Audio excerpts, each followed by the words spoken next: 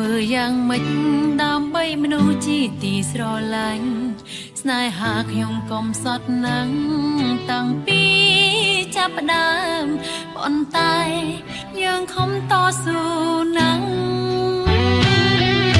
ព្រឹកផ្លាស់ប្ដូរជីវិតពីក្រោកសន្ទៅមានបានតើការខំប្រឹងក្រុមយ៉ាងបានមកហើយតែគ្មានន័យសម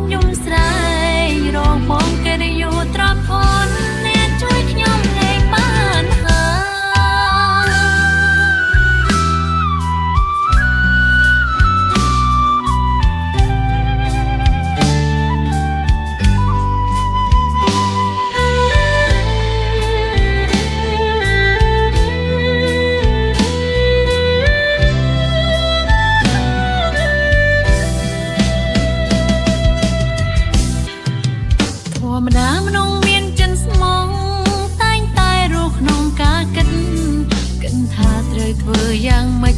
ដើម្បីមនុស្សជាទីស្រឡាញ់ស្នេហាខ្ញុំកំសត់ណាស់តាំងពីចាប់ផ្ដើមប៉ុន្តែយើងខំតស៊ូណាស់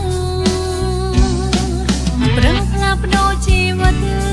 ពីក្រោកសន្ទៅមានបានតើការខំប្រឹងក្រុមយ៉ាងបានមកហើយប្រែគ្មានន័យសមនោះការអង្វឹងទេធំឲ្យយើងប្រត់ប្រឹងមានទ្រព្យមានយូរបងក៏លាចាឡងថ្ងៃតែការខំប្រឹងរបស់ខ្ញុំស្ទើរតែមួយជីវិតតែការមិនចង់ក្រៅខ្ញុំបានផលអ្វីដើម្បីខ្លួនស្រឡាញ់ហេតុអ្វីគ្មានវត្តមានបងអាចរួមទុក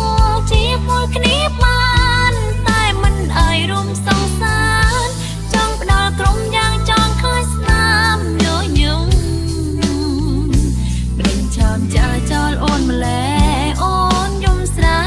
ងរកបងគេដែលយូរត្រប់អូនអ្នកជួយខ្ញុំលែងបានហើយគេដែលយូរត្រប់ធន់